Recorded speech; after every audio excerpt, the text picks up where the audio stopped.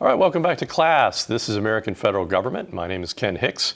And this week we're going to be talking about campaigns, voting, and elections, which of course is very appropriate this time of year. We're shooting this in 2024. We're almost exactly 2 weeks out from the next national election. 1/3 of the Senate will be up for re-election. We have a presidential election between basically two non-incumbents, Kamala Harris, who is the incumbent administration's vice president, and Donald Trump, who was president from 2017 to 2021. And I think it's an interesting, period of time because you really kind of get an idea of how American elections work, how they kind of express the public will. For better and worse. I think in some ways the way we run elections can always be improved, but nevertheless I think it's a very important aspect of democratic politics. Without elections, it's kind of hard to say whether it's impossible for a society to be democratic. So what are we going to learn today? First, we're going to talk a little bit about the kind of the phenomena of participation. And who tends to vote, and oftentimes the kind of the challenge of non-voting. Got it.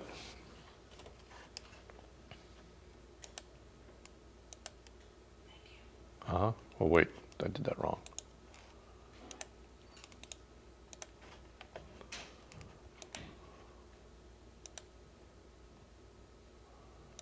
Okay. I'm going to keep going. So in any event, sort of the point of this is that electoral politics is kind of the lifeblood of democratic politics. So we're going to look at who participates and how they go about participating. There are a variety of different forms of participation. Voting is the most common, but there are other forms. We're going to talk about the role that states play in setting up the laws and rules that regulate most voting. And then we'll talk about election campaigns kind of generically.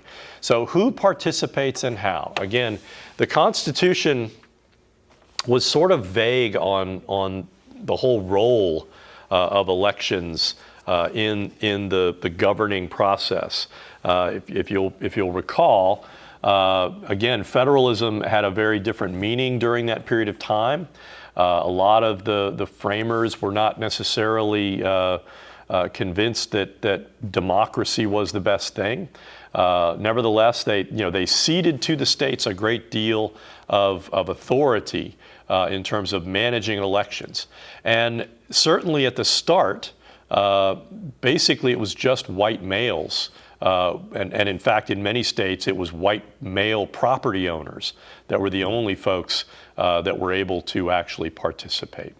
So when we talk about participation, basically this references a wide range of political activities. Obviously, again, voting is the most common form of political participation, but people also can engage in letter writing.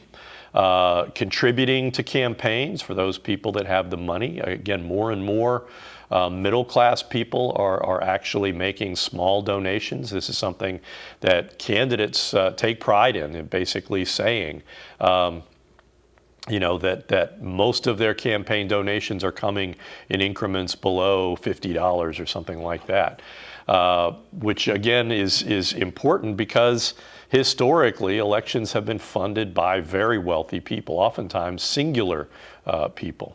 Activists will often post signs, they'll man telephone banks, they'll sign petitions, they walk neighborhoods, which again is kind of a fraught activity these days, especially in the aftermath of COVID. A lot of people just don't like people walking up to their front step.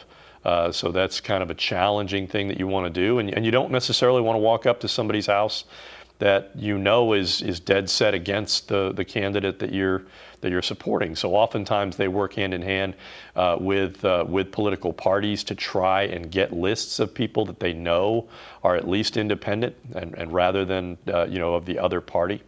A lot of times volunteers will work on behalf of candidates. In fact, again, a lot of campaigning and we'll talk more about this when we start talking about presidential campaigns, that is an essential aspect of most of these campaigns, because when you think about a presidential campaign, it's not one campaign. It's 50 campaigns going through a primary process and then attempting to set up an electoral apparatus in the general election that can get you enough votes. And so that the challenge right now that Kamala Harris and Donald Trump are confronting is, how do they maximize the turnout of their voters? This is a turnout election. I don't believe there are very many undecided voters in the electorate right now. Donald Trump is now in his third consecutive election. And to some extent, a significant part of people's calculus is, do they want, what do they think about Donald Trump? And so when you see people say that they're undecided, it can mean a number of things. And on the one hand, it could be something that we political scientists describe as preference falsification, where they're simply not being honest with the pollster for a variety of reasons. Now, if you're in a small town in Wyoming, publicly stating in a public place that you're supporting Kamala Harris can get you, some unpleasant attention. The same thing can happen to someone in the middle of New York City saying that they intend to vote for Donald Trump. Now, there are some people out there that will gladly welcome that kind of trouble. But many, most people are conflict avoidant, and so they will be more reluctant to say honestly what their preferences are in terms of voting. And this is something that gets back to what we were talking about with public opinion, right? How accurate are the polls that we're seeing right now that are saying it's a very, very tight race? The problem with polls is that they are only as accurate as the extent to which a present election is going to model past elections. If anything has changed in terms of how people's preferences are being manifested, there is a likelihood that these polls could be inaccurate. And likewise, there is again the challenge of trying to weight certain voters to make sure, for example, again, because in both 2016 and 2020, Donald Trump's voters were somewhat undercounted in the polling leading up to the election.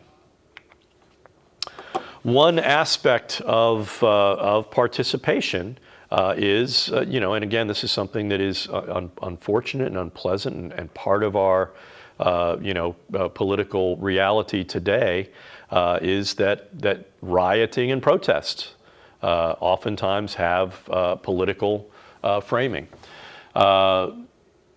Clifford Geertz, who was a great American sociologist, talked about the idea of normal appearances and the fact that for the most part, on a day-to-day basis, most of our daily lives is remarkably peaceful, remarkably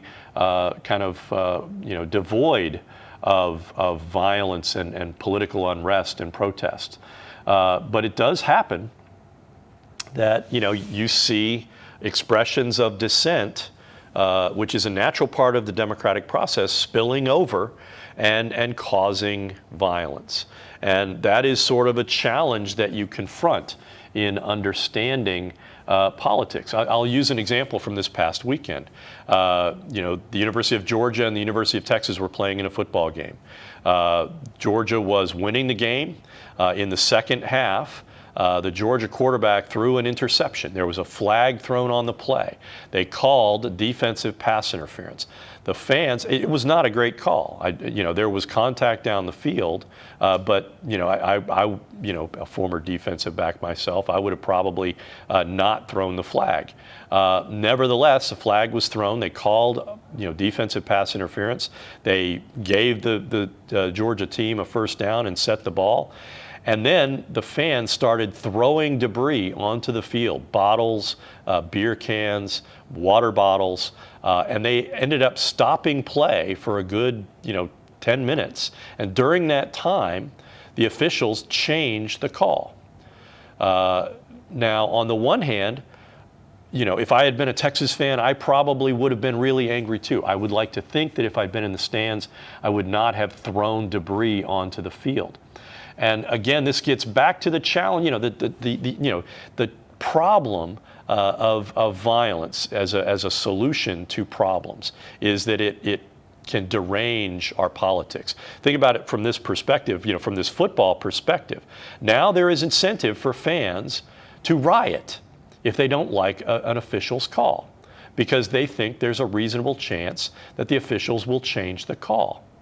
The same kind of logic applies in politics as well. If people don't like the outcome of elections, well, let's just have a riot, and then maybe we can overturn the outcome of the election. That is a real problem. So protest is a form of participation that involves assembling crowds to confront a government action or policy. This happened, in fact, after Donald Trump was elected in 2016. After his inauguration, there were millions of women that marched in various cities, basically protesting a man that they believed was unsuited to be president. That is, again, to the extent that you are protesting, that is your right. The challenge is when you go beyond protest and begin destroying property, like what happened in Minneapolis following the killing of George Floyd, or what happened in Portland, Oregon, or Seattle, Washington. When protests devolve into violence, that's where you have problems, okay? So insurrection basically refers again to an act, a violent attack on government in an act of revolt, in an attempt to basically overturn the government, to change some basic aspect of government. That's why a lot of people call the January 6th attacks an insurrection. It basically reflected an attempt by supporters of Donald Trump to overturn the results of the 2020 election. While many Americans viewed the rioters as criminals, a significant percentage of Republicans to this day describe the protesters as patriots. Again, this reflects to some extent our previous discussion of the media, that increasingly more and more people are living in separate realities. That if you watch or if you read mainstream media, you get an idea of January 6th as, again, a very violent and ugly situation. But if you only watch Fox News, if you only get your media from conservative outlets, they have had a tendency to minimize the violence that occurred that day when over 140 police officers were assaulted and wounded and required some kind of medical attention, and where 4 people were killed. Political participation in elections. Voting is an essential component of good citizenship. There are some differences of opinion about that. There was a political scientist by the name of Giovanni Sartori that basically said that low rates of participation can be viewed as a sign of a kind of quiescence, as a kind of acceptance of the legitimacy of a government. At the same time, I think it can fairly be argued that low rates of participation can also be symptomatic of people's apathy. Or people's, simply not willing to vote because they think that voting is a waste of time. That does not reflect well on the legitimacy of a regime. And the United States has, in several of our states, and Oklahoma is one of them, have really troubling rates of turnout. Part of this is a reflection of the fact that, again, as I mentioned a couple of minutes ago, the suffrage, the right to vote, was once confined to white property-owning males. Suffrage has been gradually expanded, both by amendment and by legislation. Among the most important of these acts are the 15th Amendment, in 1870, which ensured the right to vote to all African American males. The 19th Amendment, which is one of the most significant revisions of our Constitution that enfranchises half of the voting age population. You also have the Voting Rights Act of 1965, which prohibited racial discrimination in voting. The 24th Amendment, which banned the imposition of poll taxes. And the 26th Amendment, which was ratified in 1971, which lowered the voting age to 18. I would also note that in the early 19th century, you actually had state actions, state conventions, that removed property requirements and that resulted in universal white male suffrage. So these are all moments in our history where people have basically expanded the notion of what it meant to be American. And these are significant moments in our history. I would also note another act in 1965. The Immigration and Naturalization Act, which basically eliminated a bunch of the racial categories that had prevented, racial minorities from voting. You also had in 1924 the Indian Citizenship Act, which granted to Native Americans the right to vote. Part of the challenge here, and part of the reason why voting is oftentimes sporadic among certain people, is that those folks who have been denied a right to vote in the past oftentimes are fearful of voting in the present. Okay, it's for now. Today, for example, today it is illegal for someone to be a poll watcher who has a gun with them, because again, that was menacing. In the South to many black voters, or in Texas to many Latino voters, or in California to many Asian voters.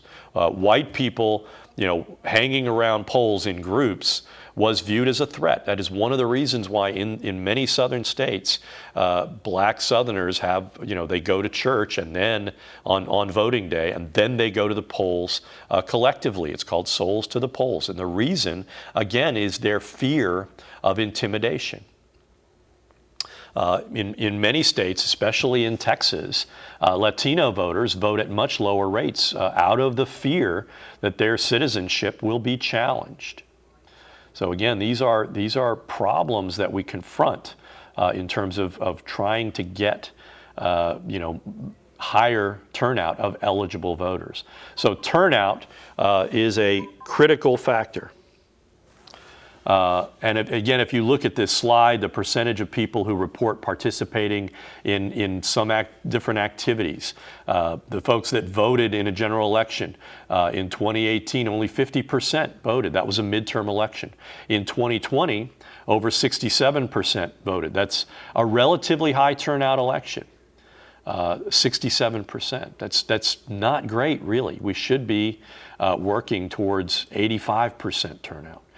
Those folks who publicly express support for a campaign on social media, again, 42% did so in 2018, only 36% did in 2020. That reflects the fact that you had an incumbent president who was deeply controversial. Contacted an elected official, 40% did so in the midterm elections.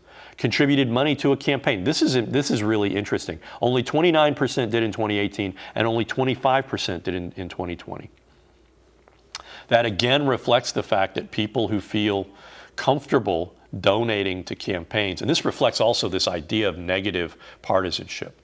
That you may not love your party, but you hate the other guy. And if you're that way, you're going to be ambivalent about whether you're going to send money to a campaign. Attended a political rally. Again, 28% did in 2018. Only 16% did in 2020. That, again, reflects COVID, right? The fact that we were in the midst of a pandemic. And in fact, Democrats really kind of eschewed rallies and really kind of stayed away from the door-to-door kind of activities. And then finally, worked or volunteered on a campaign, 16% in 2018, and only 5% in 2020. Again, another kind of COVID factor. Okay. Online political participation, digital politics makes other forms of participation easier. It's a lot easier, for example, for Kamala Harris and Donald Trump to post ads on social media, to have ads on YouTube that pop up whenever you open a video. That is again becoming a lot more ubiquitous. in our politics. Digital political participation, again, can include activities designed to influence politics. If you haven't noticed, podcasts are really dominating a lot of our politics and our campaignings. It's of course you have Kamala Harris that showed up on a really widely watched women influencers podcast. Apparently she's going to go on Joe Rogan's podcast in the next couple of days. And the question is online participation really meaningful, or is it just what some people are derisively describing as clicktivism? And again, that is an important question, because we're not sure of the extent to which people being able to do something at their keyboard in a moment of time, if that really reflects a settled belief and a settled viewpoint, or if it's just, again, something impulsive, right?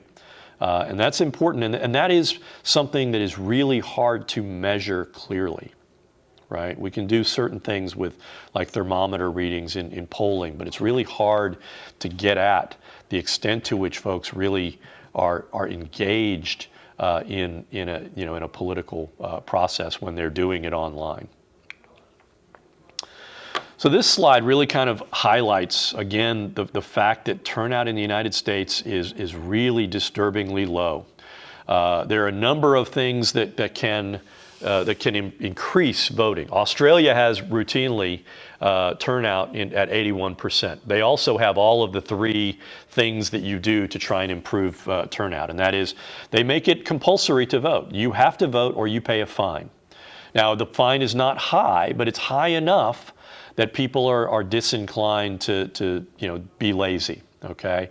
You also have weekend and or holiday voting. I believe in Australia they vote on weekends. They have designated, like a Saturday, in a given month.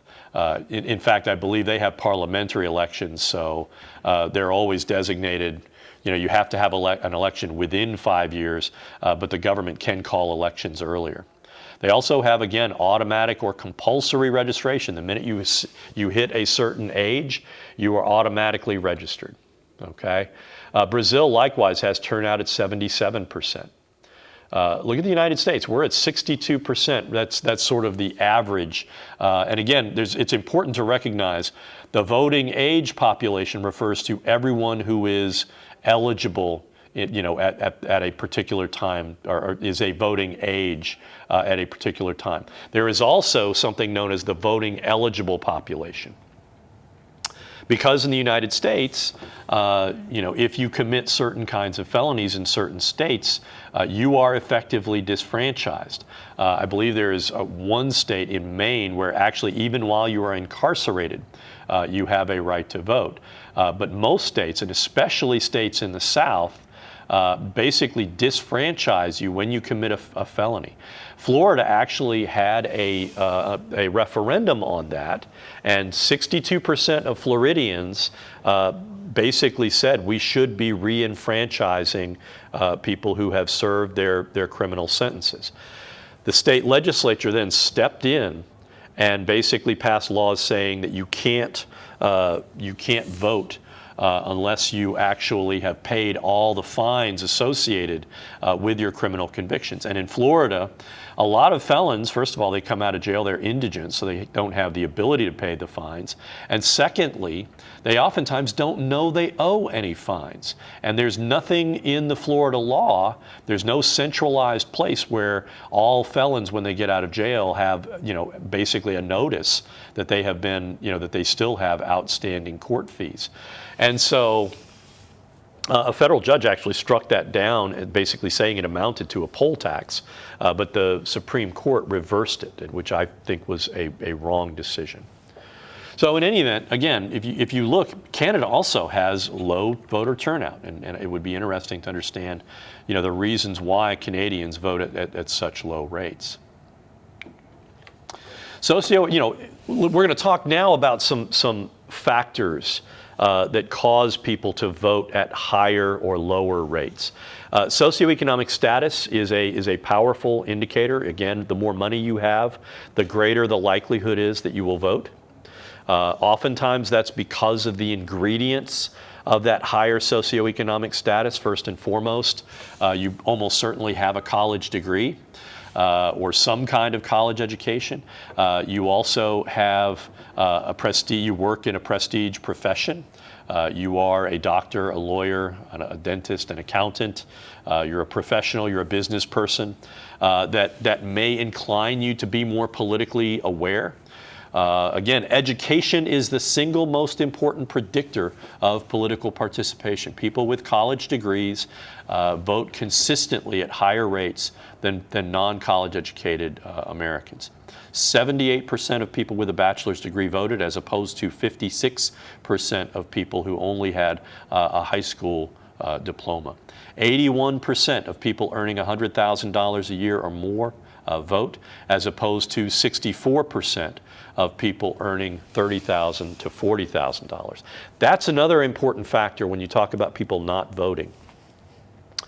Poverty is strongly correlated with apathy, with the sense, again, that the system doesn't work for you, that it doesn't make sense to vote, it's a waste of time. It is also the reality that in many low-income areas, voting is an investment of time because there are not a lot of precincts in low-income areas, which means you get long lines. So people may have to stand in a line for hours in order to vote.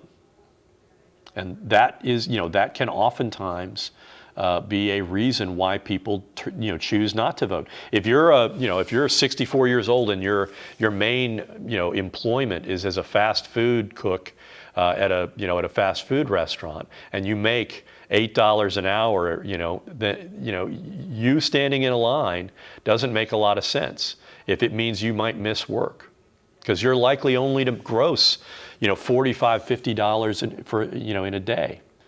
And if you have kids and you have to put food on the table, that's a real challenge for a lot of Americans. Age is also an important predictor of voting. Older people participate at the highest rate, the people 65 and older. There's kind of a curvilinear relationship. The older you get, the harder it is oftentimes for you to vote. When you get into your 80s, you may lose your driver's license. You may have difficulty getting your way to the polls. A lot of times political parties will have gathering points where they'll drive people to the polls to try and help older folks and people who don't have cars. The age cohort 35 to 64 voted at the next highest rate at 69%. Turnout among young Americans is extremely low, but it is oftentimes variable. I used to joke with my students, Ken Hick's iron law of electoral turnout. Any candidate who said they're going to win the election with the youth vote was almost certainly going to lose.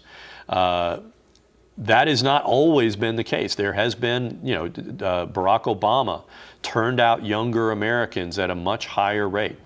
Younger Americans turned out for Joe Biden in 2020.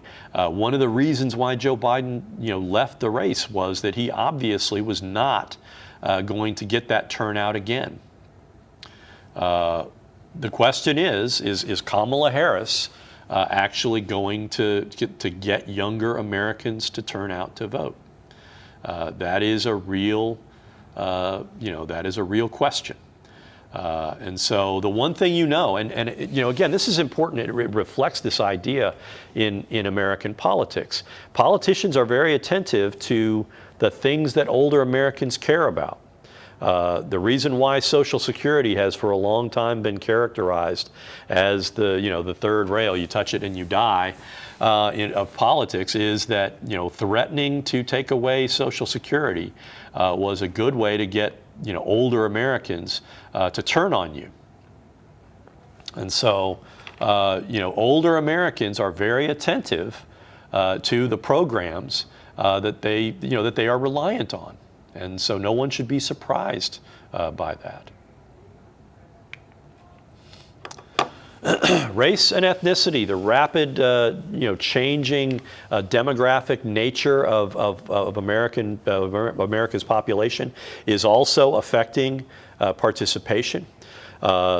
For many, many decades, the segregation and the persistent racism that blacks and other minorities confronted meant that turnout among blacks was very low.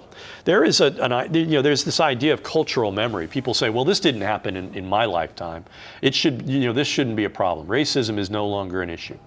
But there are blacks who had family members who faced that kind of segregation. Segregation lasted well into my lifetime. Okay, we really didn't begin legally combating racism in any effective way until the 1960s, and so, there were many stories of blacks coming home from World War II, black men coming home from World War II, insisting on voting and then being shot. This happened in Georgia. Something similar happened in South Carolina. These are not one-offs, and people have a memory of that. Likewise in Texas, violence against Mexicans attempting to vote was commonplace, and you still see, kind of hints of voter intimidation. And sometimes all it takes is a hint, because most of American elections are won on the margins. You win by fractions of percentages, not by 1 or 2 or 5% more often than not. Oftentimes you win by, for example, again in Georgia, less than 20,000 votes, less than 20,000 votes in Wisconsin, less than 20,000 votes in Arizona. These were very close elections that resulted in Joe Biden's victory in 2020. Likewise, for Donald Trump in 2016, a shift of 60,000 votes in 3 states would have made Hillary Clinton president of the United States. So, racism has an effect. Fear has an effect. Blacks and especially Latino voters vote at lower rates. Now, for blacks, the rate is increasing. Black voters are approaching, parity with whites in terms of turnout. But again, historically, right now, you've got again, blacks tend to support Democrats. Routinely, around 85% of blacks vote for Democrats for a reason, because they believe that the Republican Party is a party that is not favorable to their interests. And a lot of that has to do with the fact that many blacks live in southern states where again, racism persists. Okay, a majority of white voters have supported Republicans, and a lot of that again redounds to Southern politics. If you look at voter turnout rates in Mississippi, you'll find that 90% plus of white voters vote for Republicans, and 90% plus of black voters vote for Democrats. We can talk about being in a post-racial age, but that's simply not really an accurate reflection of what's going on in the United States today. And unfortunately, Donald Trump is not really helping that. Latin Americans are among the most volatile voting blocs. And as I mentioned when we were talking about different groups in the United States, Latin Americans are not a monolith, right? A lot of Cuban Americans, they fled Castro, they fled communism. They are strongly anti-communist. They are also more affluent than most other Latino group blocks of voters. Venezuelans tend to be tracking very similarly to Cuban voters in terms of voting more for Republicans than for Democrats. Mexican Americans and Puerto Ricans tend to support Democrats. And a lot of that has to do with where you are, right? The same can be said, for example, of Vietnamese Americans. A lot more Vietnamese tend to, again, because of their experience with communism, they tend to prefer Republicans. But Japanese Americans, Chinese Americans, Indian Americans are increasingly voting with Democrats. Gender, Gender is a very important issue. Again, you're talking about half the population. Women tend to register at the same rates as men, but they tend to vote at slightly higher rates. Some of that has to do with sort of a racial component, because black women vote at higher rates than black men. And I think you could probably say similar things about Latino women as well. The gender gap refers to the tendency for women to disproportionately vote for Democratic candidates. Again, we're seeing a dramatic gender gap in this election, where women are supporting Kamala Harris. Again, she could be the first woman president. By wide margins, but men are supporting Donald Trump by very wide margins. And again, the question is, has Donald Trump tended to increase the gender gap? I think it's hard to avoid that conclusion. And I think he is campaigning in ways that are calculated to exacerbate the gender gap. He is going after the bro vote, if you will. He is really accentuating, masculine themes at his rallies and in his campaign speeches. In some instances, to profane and disgusting lengths. This past weekend, he spent a great deal of his time at a rally discussing a golfer's manhood in rather explicit terms. I don't understand the nature of that kind of appeal. Nevertheless, this is what we're dealing with in our politics. Donald Trump, his rallies are increasingly profane. I don't know why any person would bring a child to a Donald Trump rally when you're going to hear the kind of profanity that he regularly indulges in. He's it is what it is, and again, regrettably, he is dividing Americans in unprecedented ways. Religion is another important factor. Again, many Americans view politics through an expressly religious lens. Rogers State University recently had Senator James Lankford on campus, and one of the things he said to the students that he was addressing an ethics and public service class, is that his viewpoint is a Christian viewpoint. That is how he views the world. His view of politics is from a Christian perspective. We know from social science studies that more intensely religious Americans of all faiths tend to be more conservatives. The exception are Black Americans. In many instances, very religious Black Americans, again, tend to support the Democratic Party. In part, that reflects the mechanisms of the civil rights movement. For the very simple reason, again, blacks didn't have access to other kinds of institutions in order to register, in order to organize and protest.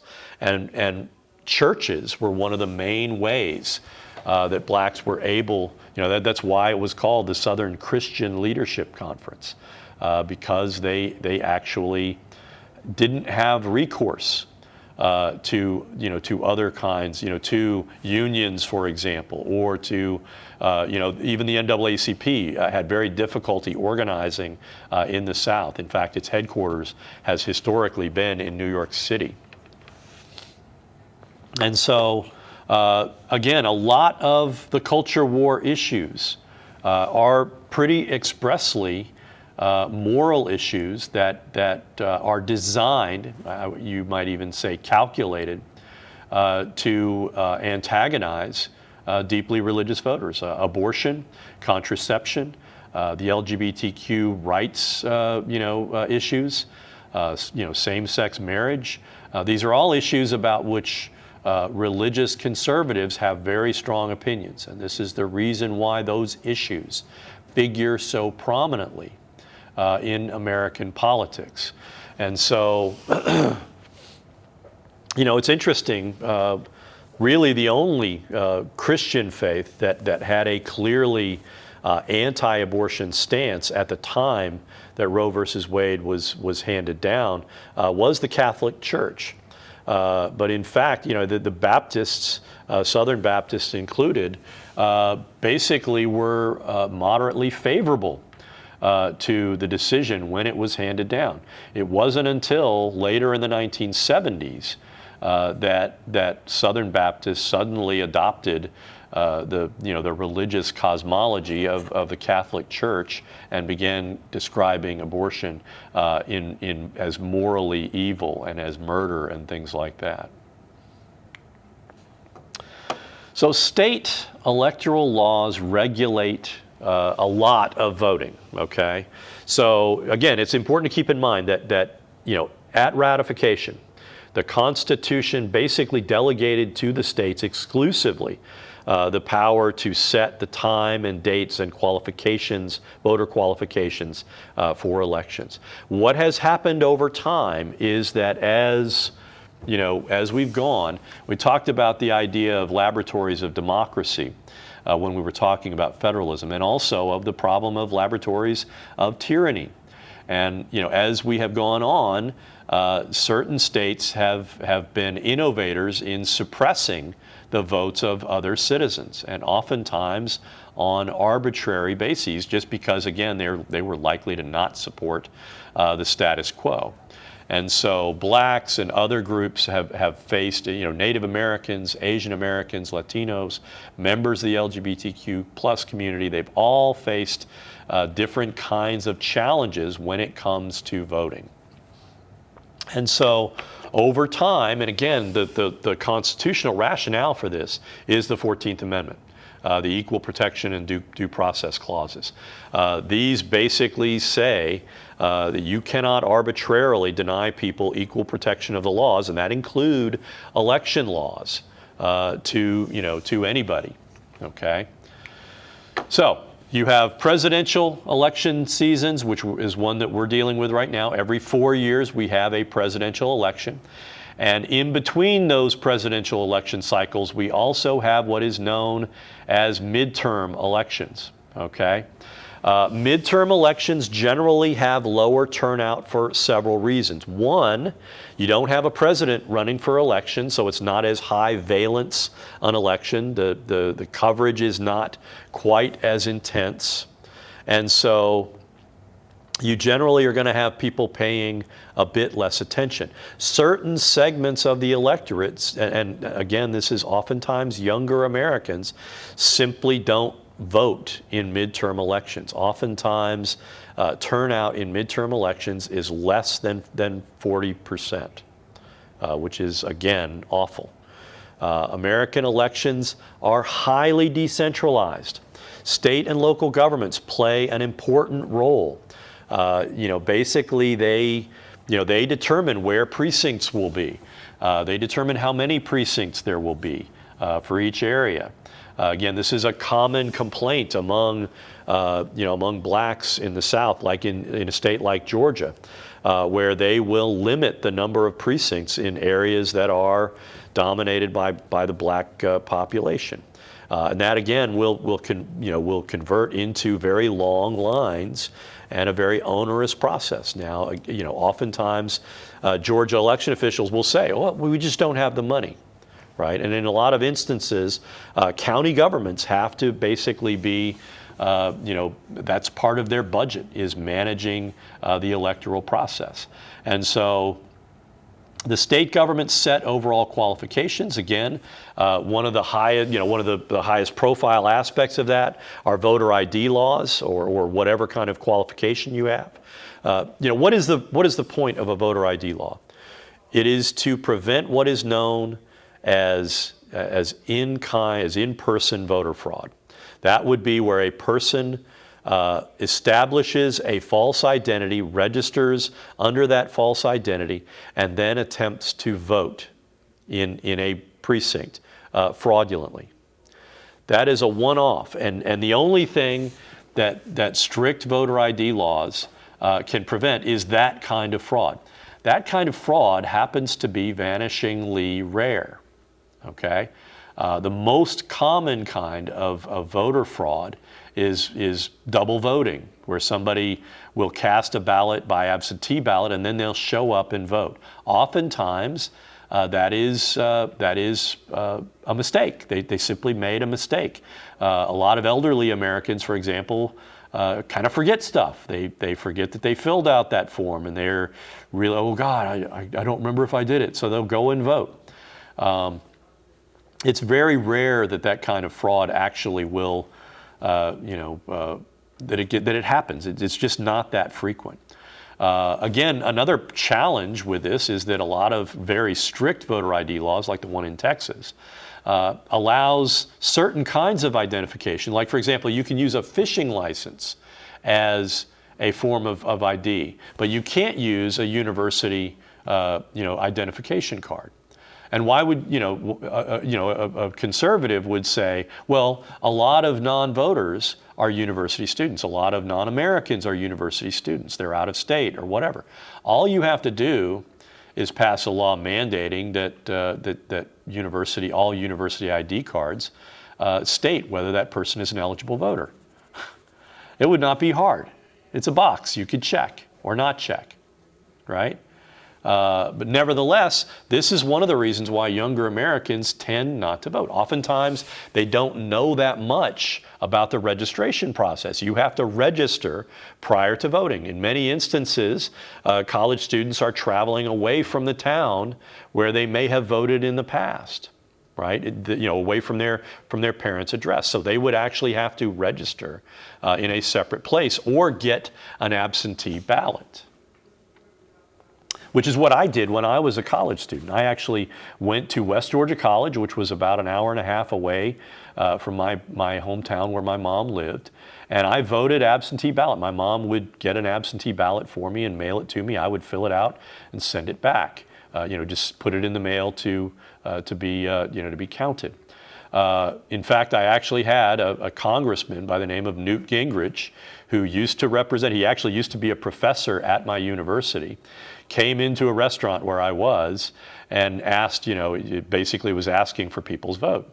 And he went to shake my hand, and I couldn't because I had nachos all over my hand. And I held up my hand apologetically, and I said, "But you're not my congressman." And everybody at the table made, big ooh sounds like I was trying to diss the guy. But the reality was I was actually in a different district. So that was my one little brush with Newt Gingrich. So again, it's really hard to engage in the kind of voter fraud that a lot of Americans, a lot of especially Republicans, seem to think is happening. If you think of Oklahoma, there are 77 counties in Oklahoma. There are literally hundreds of precincts. It is really hard to engage in a conspiracy of the scale to shift an election even in one state, let alone in multiple states. Okay? The most recent kind of instance of voter fraud actually, it turned out, was a Republican who had hired an unscrupulous guy who basically was yanking absentee ballots out of people's mailboxes and filling them out for the Republican and fraudulently signing them and sending them in. And that resulted in actually a pretty clearly demarcated shift in previous voting patterns in a particular area of the district that he was in. It was a shift of several thousand votes. That's how busy that guy was. But the thing is, it was observable. You could tell from past elections that something was off about what was happening on the ground. The North Carolina Secretary of State refused to certify the election. They discovered the fraud. They arrested the guy. The Republican that had actually won the election basically disavowed the guy that had engaged in fraud, and ultimately in a re-election was defeated. And so that's just in one district.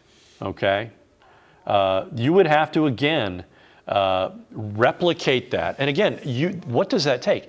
It takes a conspiracy on a scale that is easily discoverable. Any conspiracy larger than 2 people is pretty easy to break down and get into, right? Any attempt to engage in fraud that would involve thousands of people is going to be detected. There would be evidence of it.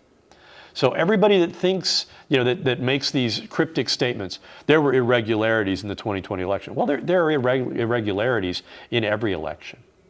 But what they're talking about are changes as a result of COVID that actually increased voter turnout, where you had, for example, drop boxes, where people, rather than having to stand in line during a pandemic, could simply drop off their ballots. There is nothing about using a drop box or drive-up voting or any of the other convenience things that were adopted in certain states that it made it more prone to fraud. Okay, it is simply not the case. States change their rules, and there's again there were 60 challenges to the various changes to state election laws. None of them resulted in a single vote being changed. So the reality is that in 2020, Donald Trump ran a bad campaign and he lost to arguably a relatively weak candidate, but to a candidate that he was sufficiently scared of that he attempted to knock out of the race by getting a foreign government to accuse him of a crime, which is itself a crime for which he was impeached but not removed. It's important to make a distinction between primary and general elections. The primary election is the way you go about, the party is going to go about determining who is going to run as a Democrat or a Republican or whatever party you're in. General elections determine who will actually fill the office. Now, in many states, for example, here in many parts of Oklahoma, the actual election takes place in the Republican primary because oftentimes Republicans, especially in state races, run unopposed because Democrats can't identify a candidate that would challenge them. The parties moved to primary elections in the 1970s. The move to primary elections to determine candidate selection weakened American political parties. Okay? Now, you also have within primary elections the idea of closed versus open primaries. A closed primary is a situation where they don't allow voters who are not registered to that party to vote. For example, in Oklahoma, Republicans hold closed primaries. That means that independents and Democrats do not have the right to participate in their primaries. Democrats in Oklahoma hold open primaries. Why? Because they are the minority party. They are trying to get more people that are willing to participate to participate in the selection of their candidates. Okay, so that kind of gives you an indication of why parties will adopt a closed versus an open system. Okay, but for example, I'm a registered independent. That means that I can't participate in Republican primaries, but I can participate in Democratic primaries. Again, voting. The blue line here shows you midterm turnout. When you look over the course of, more than 100 years, you will see midterms at one point in the late 19th century, turnout was routinely at 70%. That reflects sort of the golden era of American political parties. It also reflects an incredibly corrupt period of time where they were literally getting people liquored up. They had tents where they would have alcohol served right outside the polling booths. And people would go to either the Republican tent or the Democratic tent to get their drink on before they went to cast the ballot. There was an old song, Roll Out the Barrel. That's what that song was about. That's why bars are closed on Election Day, okay? And that's why, and I'm going to talk more about this in my next presentation, Elon Musk is basically engaging in a lottery, giving out $1 million a day to people who sign a petition ostensibly claiming that they're in support of the First and Second Amendment. But it is clearly a vote buying scheme, and I'll talk more about that in my next class. So voter turnout has fluctuated quite a bit over time. We have had some high turnout events. But again, since the 1950s, voter turnout has had a tendency to kind of be declining. Turnout appears to be ticking up a little bit, in part, again, I think because of Donald Trump, because a lot of people on both sides of the aisle now, both Republicans and Democrats, are basically arguing that democracy is on the ballot. Our basic Constitution is subject to a vote. That if those other guys win, that they're going to do away with the Constitution. I see a lot of that on both sides of the aisle on a lot of social media. So again, during the late 19th century, you had requirements for voter registration that again discouraged voters from going to the polls. During the New Deal era, politicians and unions were very effective. This is again one of the reasons why Republicans attacked unions in the middle of the 20th century, because unions were really effective at getting their voters out and disciplining their voters. Basically getting their union members to support Democratic candidates. And again, after the 1960s, the political parties were weaker and less likely to be able to mobilize voters. So by the early 70s, you also had, again, declining trust in the federal government, which again raised people's ambivalence about the process of voting. And some of that is, again, anti-federal government. Some of it is anti-regulatory policy. Some of it is anti-civil rights, attitudes. Registration requirements. Again, voter registration is highly effective at preventing what I described, in-kind voter fraud. Some states have increasingly moved to what is known as same-day registration, where again, you're not penalized for not being registered on election day. You can go up and register so long as you can prove that you have, that you live in a particular house, or that you live within a jurisdiction. So some states do it, but it's very controversial. Again, because conservatives argue that it encourages voter fraud. But those states who have same-day registration really don't have measurable incidents of voter fraud. Now, some people would say, well, they've made it impossible to detect voter fraud. And that's ridiculous, okay? You can identify voter fraud. It is not that hard to do. 44 states, including Oklahoma, allow for early voting. Our early vote is actually only about a week before the election. Early voting has already begun in states like Georgia and North Carolina. More than 1 million Georgians have already voted in Georgia early, which is shattering previous early voting records. We're not sure what that portends. Some people think that it may be, in favor, that it may be Democrats banking those early votes. And so, again, several states have made the argument that they want to make it easier to vote but harder to cheat. And one of those aspects of that is the idea of strict, voter ID laws. Now, there are some states that have voter ID that basically say if you have a bill with your name on it, that's acceptable. Those kinds of looser voter ID laws basically have not appeared to have a depressive effect on turnout. But those states with strict voter ID laws, social scientists have been able to measure that upwards of 1 to 2% of turnout tends to be depressed. And it tends to be depressed among certain groups, among younger Americans, among older Americans, again, that may have lost their driver's license and may have been in a house fire and don't have, their birth certificate or another acceptable form of ID.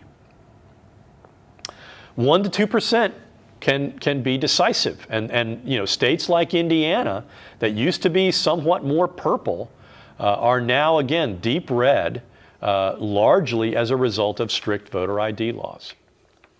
So 35 states require voters to present proof of ID. 7 have strict voter ID laws that require a government-issued ID. Again, critics argue that voter ID laws, and I think you can probably discern that I am critical of strict voter ID laws. Critics argue that it is a cure in search of disease. It does not prevent anything other than in-kind voter fraud, and in-kind voter fraud is vanishingly rare. Some studies, again, show that strict voter ID laws exert a disparate impact on targeted groups of voters. Latinos are most likely to have their right to vote challenged in certain states, states like Oklahoma, Texas, Arizona, New Mexico, Louisiana. These are states that, again, have large Latino populations. Georgia increasingly does. And Florida now has a larger Mexican-American population than a Cuban-American population. The ballot states and county governments exert, again, disproportionate influence over the creation of ballots, and very frequently economics plays a role in the kinds of voter technology, or at least historically, the kind of voter technology a county will adopt. Again, because they have to have a budget, and they may not be able to afford to replace aging equipment. Okay, in the 2000 election, Florida, one critical district, adopted what was known as the butterfly ballots. Using punch cards that created chads that couldn't, weren't completely punched through, and so in many instances that resulted in undervotes and overvotes that created a problem, and it created a confusing ballot so that people didn't know oftentimes who they were voting for. That was one of the big problems with the 2000 election, and as a result of the 2000 election, in 2003. Congress passed the Help America Vote Act. This is also known as HAVA, and it was passed again due to over 2 million disqualified ballots in the 2000 presidential election that basically outlawed punch card systems and lever-based systems in favor of electronic cards. Every county they made machines that they basically helped to fund so that people could purchase more advanced technology. Most precincts have voting machines that are electronic and computer-based, but they are not networked. In other words, again, this is an important thing. I actually teach a class in intelligence. Anything that is networked can be hacked. And so these are self-contained systems. They plug into a wall, but they have no system that connects them to the internet. That prevents them from being hackable. Okay, there's still operator error that something happened.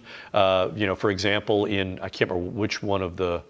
I want to say it was in Wisconsin, or it might have been in Michigan, where a city that had been a stronghold of Republicans, suddenly, the vote got reversed for Biden.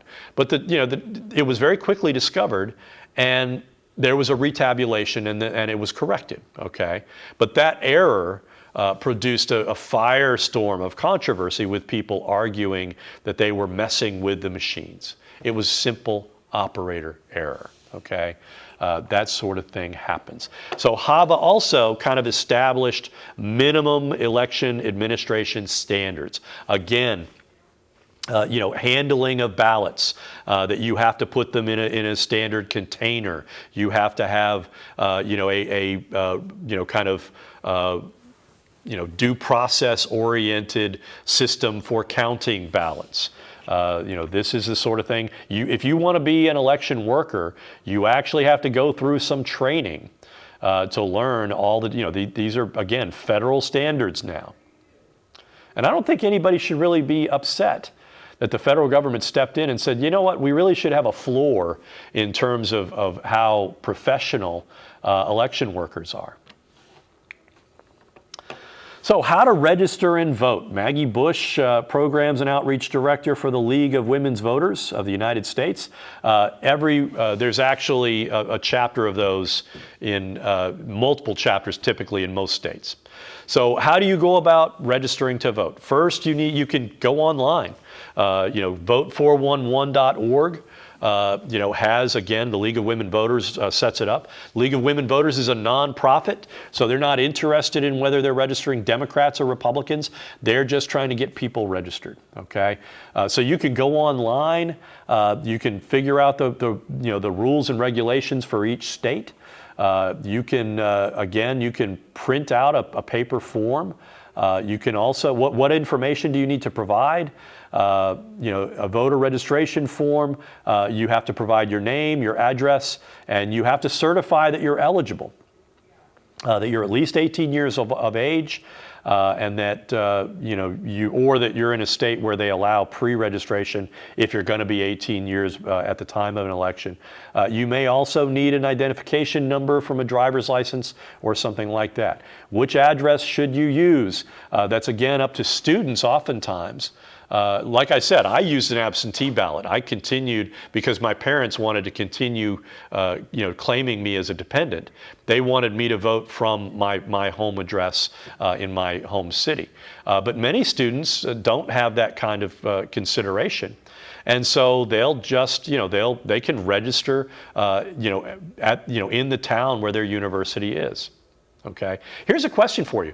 Why aren't universities precincts? Why don't we allow in Oklahoma universities to act as precincts? In many states they do. Here in Oklahoma they don't. You can use a church, but you can't use a university. Why is that, do you wonder? And why do you wonder that young Oklahomans have difficulty voting? So first of all, do you have to register? Another, fourth consideration, do you have to register with a political party? In most states, you will be asked, to affiliate, but you can also, in most states, register as an independent. Voting, where are you going to vote? Again, if you go to, Vote411, you can enter in your address, and there are other state sites as well, where you enter in your address or your zip code, and it will show you where your precinct is. It will give you the address of the precinct where you need to vote. What will be on a ballot? In many instances, you can get sample ballots that will include, here in Oklahoma, there are instances where you're going to be asked to vote on retaining judges. There are actually campaign ads attacking certain judges who have have issued rulings against the powerful economic interests that run this state, that want you to basically reject them. That is something that you need to consider. What will happen at the polling place? They're going to check. You're going to get checked in.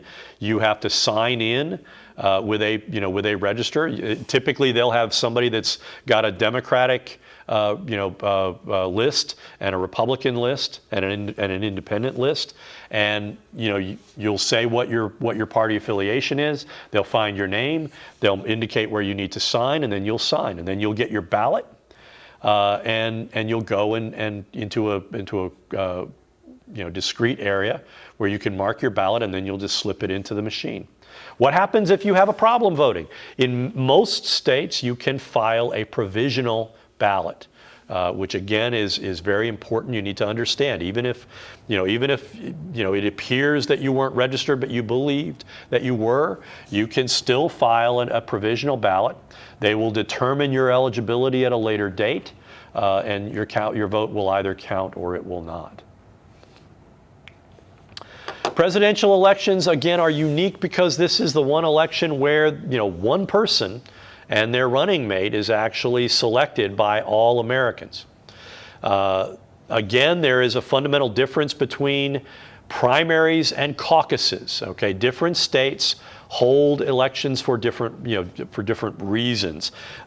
Like in Oklahoma, the Democratic Party will hold a caucus because caucuses are cheaper to organize, and the party retains a certain amount of control over caucuses that they lack over a primary election. A primary election is basically just like any other election where voters will go and vote. One problem that has begun occurring, really began occurring in the latter part of the 20th century, is the idea of front loading, that states want to move further and further up in the election calendar. And you actually have two states, Iowa and New Hampshire, that have in their constitutions that they always have to go first. Iowa has the first caucus, and New Hampshire holds the first primary. These are not representative states, okay? And so frankly, it's simply been a tradition. I think it's not been really a good tradition, but it's been a tradition that those states always go first. And so whenever a state jumps up in the calendar, Iowa will go before them. Now we're holding caucuses and primaries in February of the election year. That has meant that we're campaigning for 10 months out of a year. That is, frankly, a bit ridiculous. Many countries have a 60-day campaign cycle, 2 months to campaign, to get your message out. I would argue that 60 to 70 days is probably plenty of time for people to campaign. And I would basically make it so that you could not spend any kind of money on electioneering activity outside of that 60 or 70-day campaign window.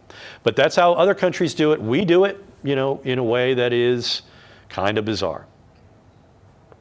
Presidential nomination fights are about getting delegates that will go to the party conventions, okay? The party conventions, again, is a gathering of both political parties where the candidate that has won the most, state races ends up earning the 2,500 or so delegates that they need. They end up basically controlling the platform. The whole point of conventions is to try to unify the party ahead of the election, okay? Making sure that the wounds of the primary process have been healed over and people are enthusiastic about voting. So party conventions meet in the summer, they form their platforms, and it's basically a 3 or 4 day commercial, okay? The whole point of presidential elections is to win 270 electoral college votes. So when you look at this slide, the Electoral College is an indirect method for selecting the president and the vice president. I would note that under the Constitution, as it was originally drafted, the first place finisher in the Electoral College became president, and the second place finisher became vice president. Recognizing the problems inherent in that situation, Congress proposed and the state ratified the 12th Amendment. That amendment contributed to the strengthening of the party system, again, by empowering presidents to select their running mates. Electors are allocated to each state based on the size of their congressional delegation. So Oklahoma has 5 members of the House of Representatives and 2 senators. That means we have 7 electoral college votes. Okay? Look at the 4 biggest states. Okay? California has 55. Texas has 38. New York and Florida have 29. Between them, those 4 states, they have 170 electoral college votes. That gets you well on the pathway to winning the presidency if you could win those 4. Republicans have to win Texas and Florida in order to have a pathway to winning the election. The race for the presidency is a state-by-state race for 270 electoral college votes. 48 of the 50 states award their electoral college votes on a winner-take-all basis. 2 states, Maine and Nebraska, use the district system where the winner with the most votes in each federal district gets 1 vote, and the overall winner of the state gets the 2 Senate votes. On 4 occasions, the winner of the Electoral College did not win the popular vote, and that has happened twice in the last 20 years, both in 2000 and in 2016. Okay? The other 4 occasions were in 1876 and 1888. Okay? Electoral College reform, we've talked about moving to a national district plan where, again, every state goes to a district system where you win that district and you get 1 vote. You win the popular vote of that state, you get the 2 Senate votes. That would retain the tiebreaker effect. Some some folks argue for eliminating the Electoral College altogether and going to a national popular vote. That would be potentially problematical. 65% of Americans support eliminating the Electoral College in favor of national popular vote. And the partisan divide on support for the Electoral College is significant. Republicans want to keep it because they have an advantage. Because twice in the last 20 years, Republicans have nevertheless won the presidency. So that's it for this presentation. When we come back, we will continue our discussion of participation, campaigns, and elections. I'll see you next time.